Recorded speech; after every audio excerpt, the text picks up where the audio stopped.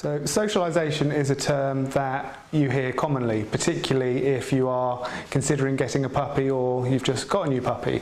Lots of people's advice is that you must socialise the puppy. But what actually does that mean, and what is socialisation? Socialisation really is getting the dog used to and accepting various aspects of the environment that you expect the dog, your adult dog, to take in its stride when mature. And socialisation perhaps isn't just about the more the merrier and getting out and about as much as you can. It's about being selective and doing the right thing for your puppy. The first thing that you have to consider when looking at socialising your individual puppy is what breed you have. So all dogs of specific breeds or crossbreeds have innate drives that are inherent within the breed. If you have a hound, for example a beagle, then they may be led more by scent, by their nose. Take for example the German Shepherd. They've been bred for decades as guard dogs, as police dogs and as herding dogs, and therefore their ability to guard, their propensity to bark at people approaching the house is far greater than one of the hounds, for example. So when you're looking at socialising your puppy, you have to understand the likely inherited behaviours within the breed. Once you understand the breed that you have and the reason that that breed was originally developed, so for example for herding, for chasing, as a companion dog, as a livestock guardian, whatever that may be, then you start to socialise the dog with that in your mind. So you know that when you're socialising a dog that was bred for guarding, that actually it is important that the dog meets lots of people coming into the home and gets used to the way that you live within the environment that the dog is brought up in. And within the breed, all dogs are an individual. So although studying the breed group gives you perhaps likely behaviours, as with most things in life, there are exceptions to each and every rule. So you may have an excessively friendly German Shepherd with no guarding instincts whatsoever. However, you need to look at the individual dog that you have and amend your socialisation schedule to suit that. So it's not a case of just going out and about and allowing everybody to stroke your puppy. Some dogs are innately more gregarious than others, and in which case, for example, the Labrador, through breeding for gun dog work, they tend to be more gregarious and social than many other dog breeds. So in that case, you probably don't need to introduce those to quite as many people as you would with some of the other breeds, the more sensitive breeds, like for example the Border Collie. So what I'm really saying is it's the intensity of the socialisation in relation to the breed and the individual that you have. When we're talking about socialisation, does age matter? Well, yes, absolutely it does. The age at which you obtain your puppy is critical, as is the age that you start to take your puppy out and about to experience life. I see on a daily basis many people who have gone and bought a 14, 15-week-old puppy into their home, socialised that puppy exceptionally well. They've been to training classes, they've taken the dog to the park, they've taken the dog to the pub, all manner of situations, and yet it's had a really limited effect simply because the puppy was too old. It wasn't as malleable as it would be if you obtained your puppy at 8 weeks. So it really is critical that you do your homework, you research breeders, and you get your puppy at the optimal age for socialisation. Furthermore, there are people that obtain puppies at the right age, but then due to vaccination guidelines and veterinary advice, the puppy is kept exclusively in the house and misses the most important window of opportunity in their life.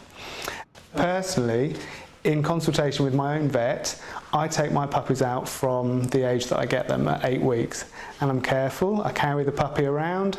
I do take the puppy to the park, in the centre of the park, to mix with other dogs, but it's all very careful and considered, and it's my personal preference. But you do have to decide what you want to do for yourself, bearing in mind the breed of dog that you have, and in consultation with your veterinary surgeon as well. A veterinary surgeon, of course, will always come from a medical perspective and advising you for the health of your dog. I come at this from a behavioural point of view, advising you for the psychological well-being of your adult dog, setting you up for a long and happy life with your dog. And if these things are missed in relation to avoiding problematic behaviours that may occur in the future. Unfortunately, we live in a fear-driven society, so what you can do when you're taking your puppy out is to have the puppy in the back of the car. You sit next to the puppy, either on a collar and lead or with the puppy in a crate, so that the dog can see all aspects of what's going on in the local area. So for example, you could go to the supermarket and the puppy gets used to cars driving very slowly initially past, gets used to the noise of shopping trolleys, sees pedestrians. You can park in the high street, so the puppy gets used to slightly louder noises, faster cars and things like that, and build the puppy up gradually so that by the time the puppy has had the vaccinations and is able to walk out on the street, that the puppy's not frightened of cars passing and is more confident and therefore able to have more positive experiences through the socialisation period. Often people ask how they know if they're getting their socialisation right. Are they doing too much with the puppy? Are they doing too little? Well, all you have to do really is to look at your puppy. If the puppy is confident and is able to trot down the street next to you on a nice loose lead with people passing, children, scooters, all of the things that we encounter, if the dog copes with all of that and seemingly enjoys that, then yes, you probably are doing everything absolutely right.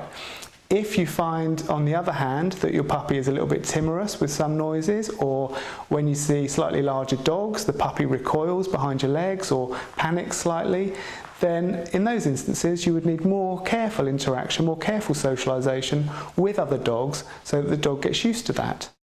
Already your puppy has had positive experiences with other dogs, has learned other dogs are fun and enjoyable, and now it's time to start teaching the puppy that it doesn't run and play with every single dog. So it really is about keeping everything specific to your puppy. So that covers those dogs that live in cities and towns and small villages, but there are dogs that live in the country, in remote areas, and they can be some of the worst dogs for temperament that we have to deal with. And the reason for that is that the dogs have seen very little of life outside of their back garden or their home environment.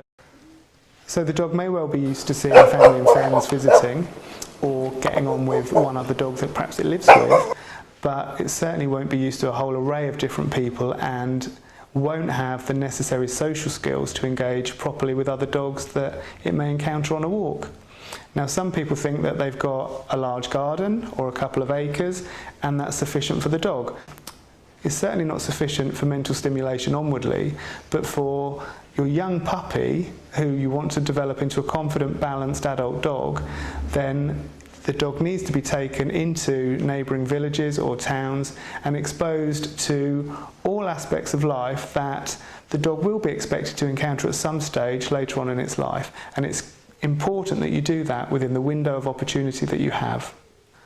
So between the ages of 8 and about 14 weeks, again depending on the individual and the breed that you have, those dogs need to be going into town and to different locations, public parks, once a day for the duration of that period, because lots of their life thereafter will be spent in isolation. And if you do ever wish to travel with your dog or go on holiday, it's really important that the dogs are used to everything that they're likely to encounter in a normal urban environment.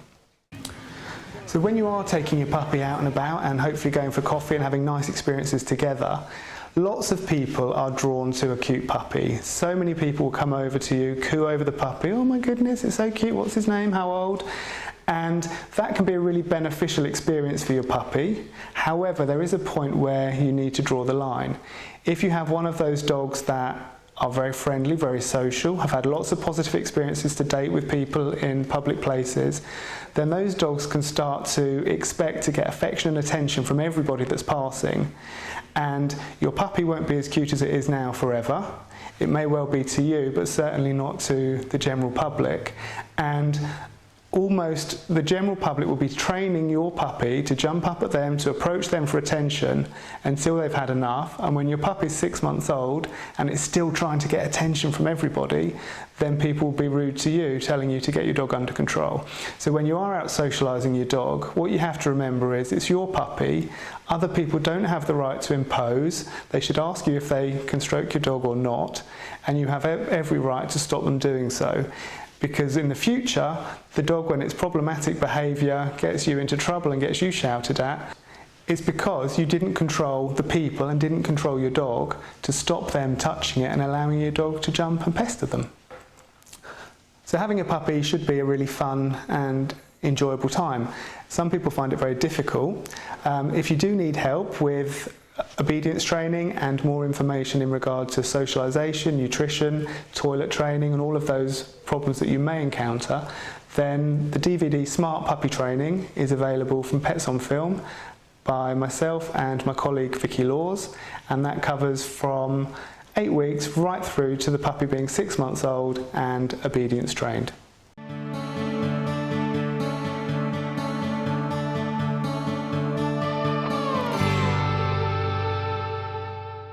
I mentioned about, is your puppy fearful when meeting other dogs? And fear-based aggression is a problem that we see very commonly with pet dogs. And that can be for a number of reasons. It can be because they haven't been socialised properly at the right time. It can also be through a traumatic experience. It's important that you're present with the puppy so that you can support the puppy and to help guide him through these early interactions. And it's really important that the dog gets no negative experiences whatsoever, and therefore you have to really ensure that the dogs that you're socialising your puppy with have nice, open, friendly temperaments and are not going to be aggressive to your dog. If you see someone coming towards you with a dog on or off lead that looks out of control, then avoid that dog. There are lots of nice dogs in the park, so choose those to socialise your puppy with. You do not want to take the risk of giving the puppy a nasty experience with other dogs, because that can have a long-term detrimental effect to the behaviour of your dog.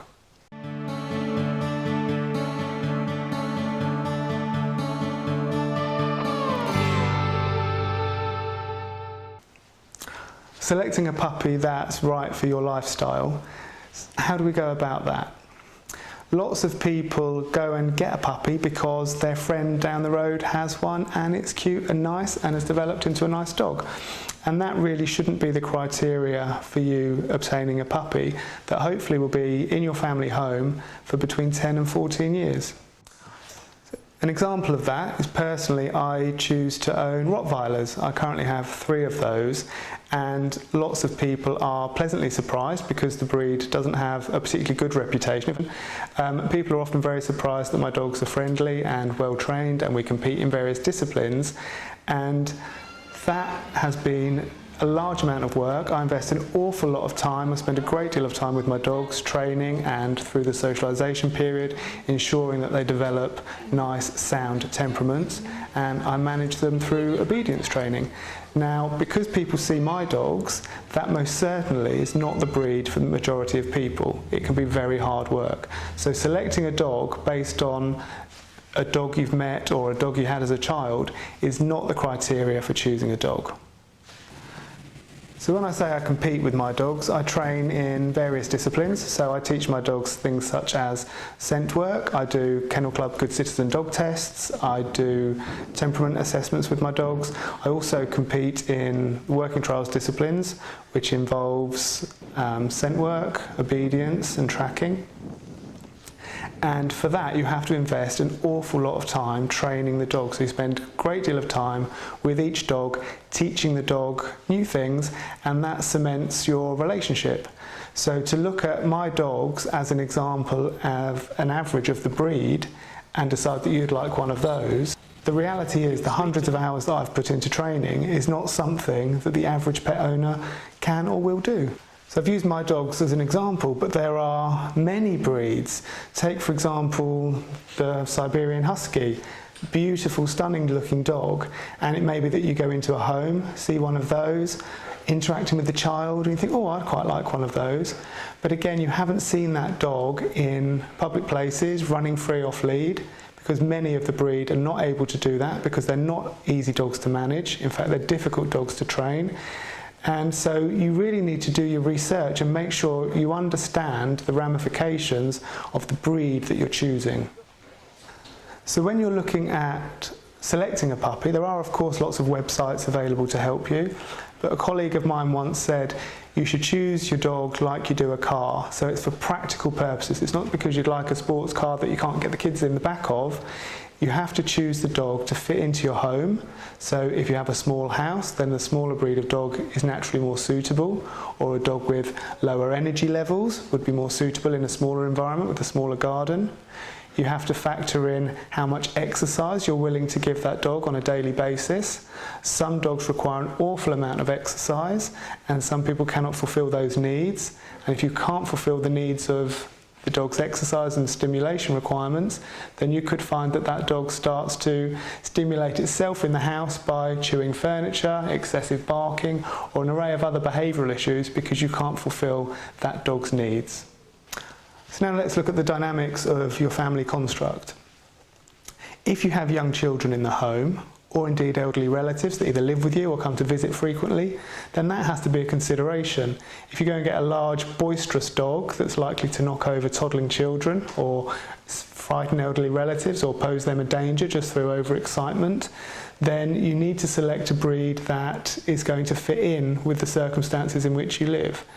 Bearing in mind also that if you have children of a school age, then we tend to have lots of other school age children visiting the family home because they come home from school with their friends, and some children are frightened of dogs, so you have to be mindful that perhaps larger breeds may be more intimidating than the smaller breeds, or some of the noisy breeds, the smaller breeds that bark a lot, they may be more intimidating. So all of these are factors that you need to consider when selecting a dog for your lifestyle.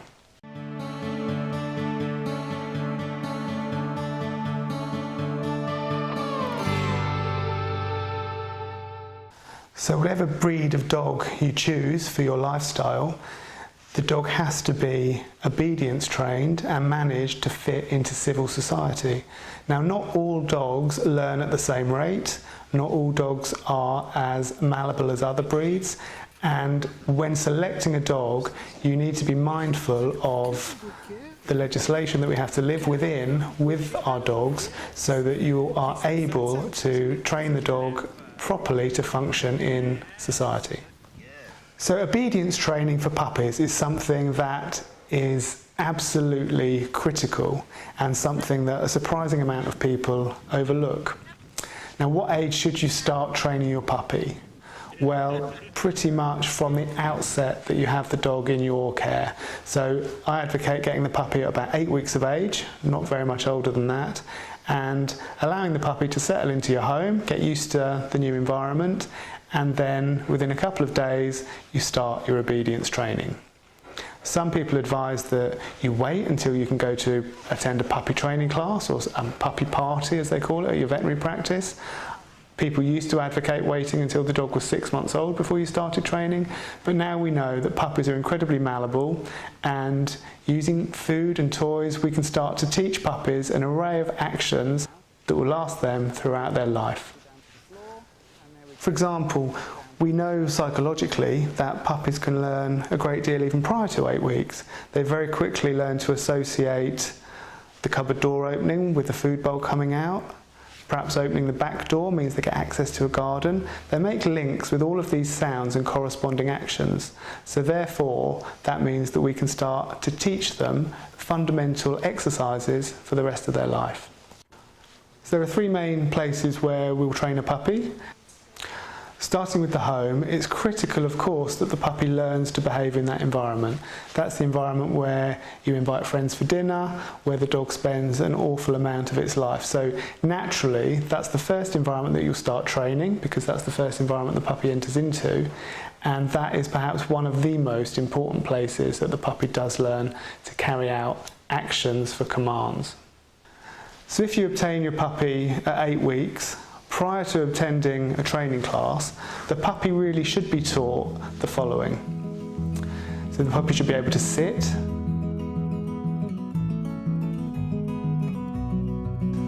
to lay down, and know its own name and come to that, and let's start to understand the recall command. They're the core exercises really that you need to start teaching your puppy and have in place before you go to a busier training environment. Puppies at this age are very malleable, very open to learning, and if people tell you that you can't train your puppy before you go to a training class, they're wrong. In addition to that, of course, the puppy has to understand your voice tones, so your rewarding voice tones, yes, to encourage actions that you wish the dog to encourage, and of course the dog needs to understand the word no means to stop an action, because that's what keeps the dog safe in society and in our home. So when your little puppy goes over to investigate a plug or an electrical wire on the floor, or starts tugging at your child's trouser legs, the puppy needs to start to learn that no stops that action, and then can have a subsequent reward thereafter. If I tell the puppy no and the puppy stops an action, then I tend to try to redirect that onto something positive.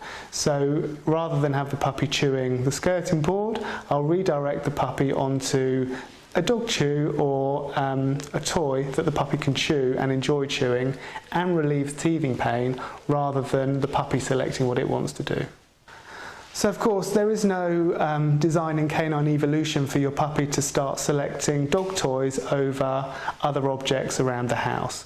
So therefore naturally you have to invest time in making that toy exciting, playing with the puppy and directing the puppy's attention onto that as a preference rather than anything else that may be available in the home. So I've mentioned that the home environment is one of the most important places to train and work with your puppy. Naturally, the outside environment is also a very important place to train your dog. That's where we expect our adult dog to behave and listen and do what we say so that we can keep them safe. And if you've done the training at home, in your house, the early training, then when you start going out into public parks and into the street, then obviously you already have a template for that training. The puppy already understands certain commands. So therefore, when you train in a new environment with greater distractions, you need to train through those distractions. The puppy will be excited, but you just work through that and then increase distractions and duration as time moves forward. And finally, obedience training classes. It can be a contentious issue. It shouldn't be really, but it often is. There are a large array of puppy training classes available. Some of those are naturally better run and more productive than others, and some can be incredibly detrimental and damaging to your dog's behaviour. When selecting a class, what you need to really look for is a nice quiet environment where you and the puppy can learn. You do not want to go into a hall where there's lots of adult dogs or other things going on in that environment. Dogs learn much quicker and much easier in a calm and fun environment, not a noisy, frightening one. Therefore, when you're looking at training classes, it's always advisable to attend without your puppy so you can see what's going on, talk to the trainers, see what experience they have, talk to the other puppy owners, and as importantly, look at the development of the puppies in the class so that you can see what they're doing and how well they're learning. What you certainly shouldn't be having is free play with puppies just in a hall where they're all let off lead. That's a really common problem that we see now in puppy classes, is that the dogs are just allowed to free play under the heading of socialisation. And what happens in these environments is that some dogs are bigger than others or more confident than others. Some dogs learn to bully and harass other dogs.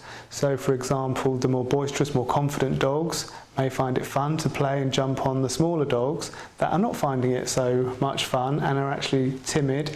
And some of these dogs end up hiding away under the chair. And under the heading of socialisation, this is not good socialisation, it's bad and can have a damaging effect on your puppy. This is a really important time in the puppy's life, and if the dog has a negative experience or several negative experiences over weeks where you keep going back to this training environment, then that can cause serious problems with your dog as it develops into adulthood.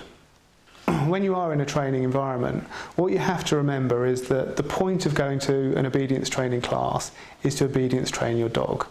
And we need that obedience to be replicated in public places and in the home, not in a village hall, because seldom will you go to a village hall with your dog unless it's for a training class. Your trainers should be speaking to you and demonstrating the obedience response that they expect in a real life normal environment. So if it's a case of conditioning your puppy to behave in a certain environment and they're not helping you to achieve what you want to achieve in normal environments, then you should probably look for another training class. If you find that when you're attending a training class and you speak to the instructors and you're asking for help, if that help is not working in the environment that you need it, in public places, and they just keep repeating that same advice, and they won't come out and when they won't show you what to do in public places, then it would probably be worth you getting a one-to-one trainer to come out with you, a professional dog trainer to spend time with you. The puppy is learning all of the time, so every encounter that you have with the dog, all experiences that you have, the dog is learning something, and you need to be mindful that what the dog is learning is what you're trying to teach. And the more time you spend following advice that's not working, the more time you lose with the puppy, and the puppy starts to learn the things that you don't want it to learn. So a commonsensical approach is, if it's working for you and you're enjoying it and your puppy's learning, stick with it. If it's not working for you and you're not enjoying it, then don't hesitate to go and try somewhere else.